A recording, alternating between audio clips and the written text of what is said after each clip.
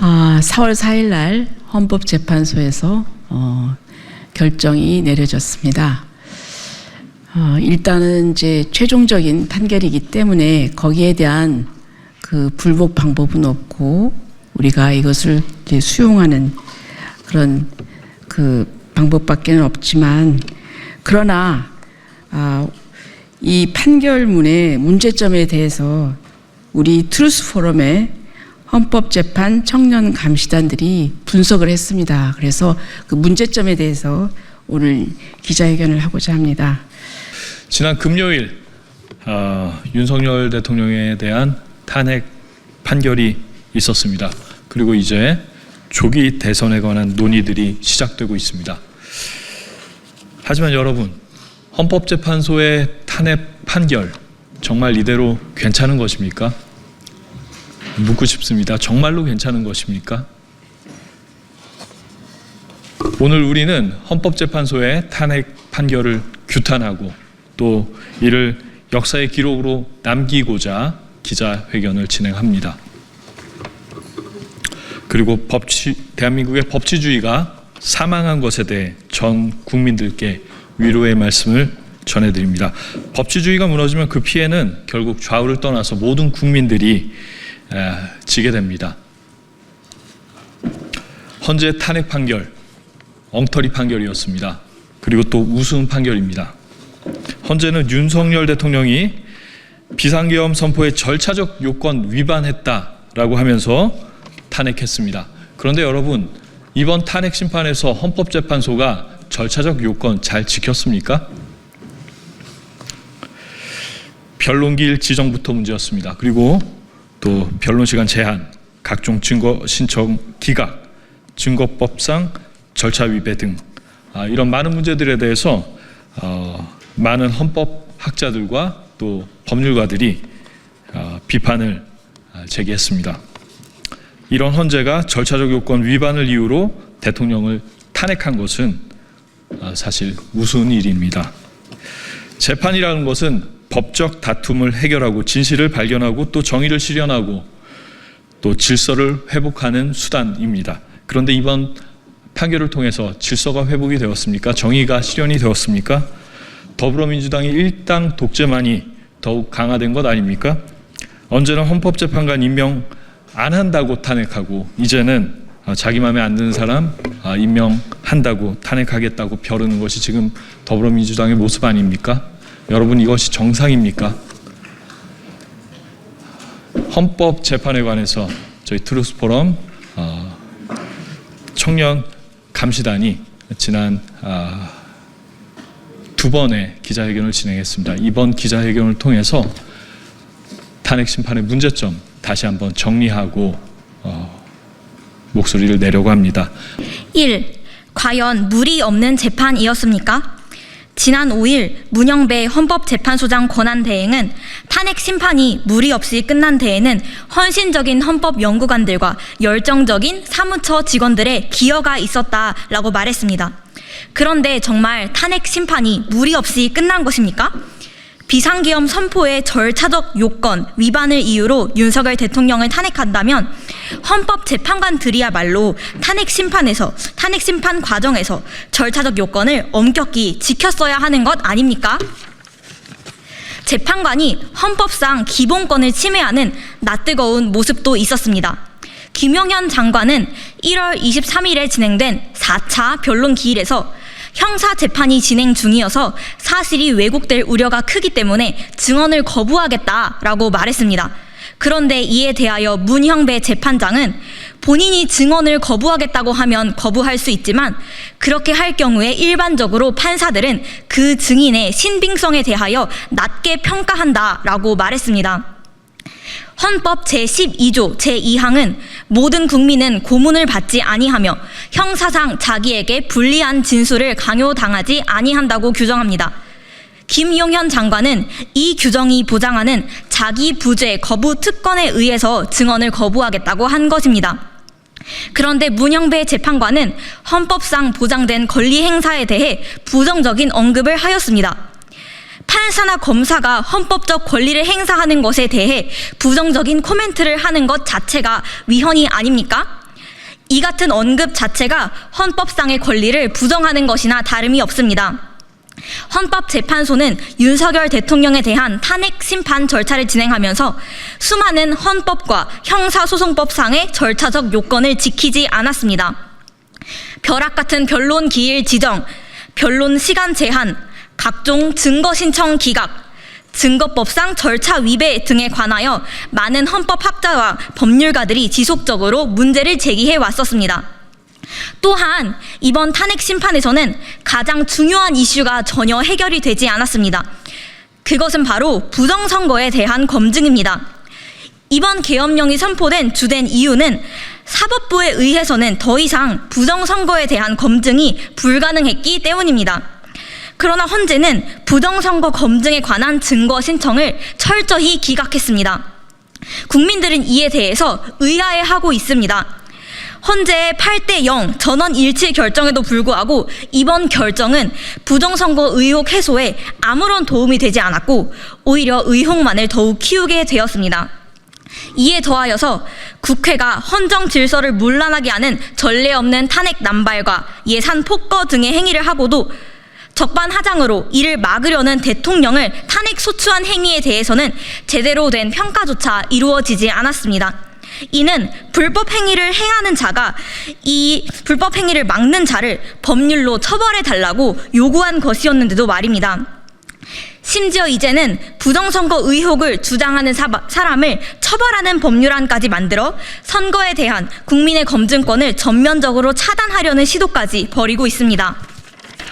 나아가서 8대0이라는 결론은 더욱 문제가 많습니다. 사소한 분쟁에도 서로 다른 의견이 있고 이를 재판하는 기관은 다수 의견, 소수 의견, 보충 의견으로 다양한 견해를 제시하는 것이 보통입니다. 중대한 사안일수록 주장의 대립은 더욱 극명하게 두드러지는 것이 일반적입니다. 그러나 이번 탄핵 심판 결정은 미개한 인민재판 수준의 전원 일치 판결을 내렸습니다. 국론 분열을 막는다는 미명입니까? 아니면 장막 뒤에 숨는 비겁함입니까? 헌법재판소가 정말 정의를 세우는 곳이 맞습니까? 아니면 정치하는 곳입니까? 이번 탄핵 판결은 무리 없는 결정이 아니라 무리로 가득한 결정입니다. 그리고 헌재가 다수당의 횡포에 휘둘리는 국회의 하수인이라는 사실을, 존재 가치가 없는 기관이라는 사실을 많은 국민들과 국제사회에 선포한 판결입니다. 헌법재판소에는 정치만 있고 법치는 없었습니다. 이번 대통령 탄핵 심판은 법치주의의 사망을 선포한 판결입니다. 헌법재판소는 공정한 재판을 받을 권리를 철저히 침해했습니다. 헌법재판소는 94 헌바 1 사건에서 이렇게 판결했습니다. 헌법 제27조가 보장하고 있는 공정한 재판을 받을 권리 속에는 신속하고 공개된 법정의 법관의 면전에서 모든 증거 자료가 조사 진술되고 이에 대하여 피고인이 공격 및 방어를 할 수 있는 기회가 보장되는 재판, 즉 원칙적으로 당사자주의와 구두변론주의가 보장되어 당사자가 공소 사실에 대한 답변과 입증 및 반증을 하는 등 공격 방어권이 충분히 보장되는 재판을 받을 권리가 포함되어 있습니다. 또한 피고인 등의 반대 신문권을 제한하고 피고인들의 공격 방어권을 과다히 제한하는 것은 헌법상의 적법 절차의 원칙 및 청구인의 공정한 재판을 받을 권리를 엄격히 침해하고 있는 것이라고 판결했습니다. 하지만 탄핵 심판 절차에서는 이런 원칙들이 전혀 지켜지지 않았습니다. 오히려 그 반대였습니다. 모든 증거 자료가 조사 진술되기는커녕 특히 부정선거와 관련된 자료들은 모조리 기각되었습니다. 반대 신문권을 충분히 보장하기는커녕 초시계로 변론권을 제한하기까지 했습니다. 공정한 재판을 받을 권리가 철저히 짓밟힌 것입니다. 3. 변칙적인 형사소송법 준용은 직권남용입니다. 헌재는 윤 대통령과 이진우 전 수도방위사령관, 여인영 전 방첩사령관 등이 헌재 심판장에서 명백히 부인한 검찰 조서와 공소장 내용마저도 증거로 인정했습니다. 이는 검찰이 자의적으로 작성한 조서와 공소장을 그대로 사실로 인정한 것입니다.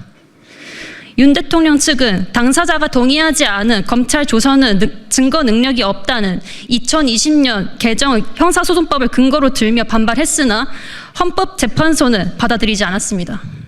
명백한 법 규정에도 불구하고 과거의 선례를 운운하면서 증거 능력을 인정해버렸습니다. 이는 헌법재판소가 법치가 아닌 정치의 하수인임을 드러낸 것입니다. 명확한 법 규정을 자의적으로 배제한 재판이고 엄연한 재판관의 직권 남용이옵니다. 4. 헌재는 거대 야당 더불어민주당의 입법 독재의 공범입니다. 헌재는 줄탄핵, 예산액 삭감 등 야당이 다수 의석을 내세워 윤 대통령 임기 동안 횡포와 전횡을 일삼은 점을 인정했습니다. 헌재는 정부의 주요 정책들은 야당 반대로 시행될 수 없었고 야당은 정부가 반대하는 법률안들을 일방 통과시켰다며 대통령은 야당의 전횡으로 국정이 마비된다고 인식해 이를 어떻게든 타개해야 한다는 책임감을 느꼈을 것이라고 했습니다. 그러면서 국회는 정부와의 관계에서 관용과 자제를 전제로 대화와 타협을 통해 결론을 도출하도록 노력했어야 한다라고 지적했습니다. 하지만 헌재는 거대 야당이 3년 넘게 지속한 이 같은 횡패와 전횡이 얼마나 심각한 것인지에 대해서는 제대로 조사하지 않았습니다. 줄탄핵으로 국무회의를 무력화하고 정부 기능이 사실상 마비된 상태에서 언제까지 관용과 자제가 해답이라고 강제할 수 있겠습니까? 헌재는 이에 관해 아무런 판단이 없습니다. 거대 야당의 입법 독재와 법을 빙자한 횡포와 만행을 정당화한 것입니다. 더구나 부정선거 의혹만큼은 민주주의의 최소한도의 요구이자 의혹 검증은 검주주의의 요체입니다. 모든 국가기관의 권력 행사는 선거에 의해 비롯되기 때문입니다. 하지만 헌재는 이에 관한 대통령의 계엄 사유 주장에 대하여는 증거 신청을 모조리 기각했습니다. 거대 야당의 횡포는 무엇으로 견제하시겠습니까? 줄탄핵과 예산 삭감, 나아가 이상할이 많지 부정선거 의혹에 대한 진상규명을 방해하고 중국을 위해 간첩법 개정까지 맹목적으로 반대하는 거대 야당은 책임이 전혀 없는 것으로 보입니다. 헌재가 거대 야당의 하수인입니까? 이번 판결로 헌재는 거대 야당의 입법 독재의 공범이 되었습니다. 5. 사법부의 독립이 비리를 감추는 수단이 될 수 없습니다. 헌재는 대통령이 비상계엄 선포 직후 여인영 전 국군방첩사령관과 홍장원 전 국정원 1차장을 통해 주요 법조인과 정치인 위치를 파악하려고 시도한 점도 탄핵 인용 사유로 인정했습니다. 그리고 현직 법관들이 언제든 행정부에 의해 체포 대상이 될 수 있다는 압력을 받을 수 있다면서 사법권 독립의 제도적인 기반을 무너뜨리는 것이라고도 했습니다. 홍 전 차장은 변론 기일에서 김명수 전 대법원장과 권순일 전 대법관 등 법조인과 정치인 이름이 포함된 체포 명단을 받았다고 진술하면서 이른바 홍정원 메모를 공개했습니다. 하지만 이후 거짓말이 드러나 신빙성 논란이 불거졌습니다. 그렇지만 헌재는 그의 증언과 증거를 대부분 인정했습니다. 부정선거 의혹은 선거 관리에 연루된 법관들에 대한 의혹을 또한 포함한 것입니다.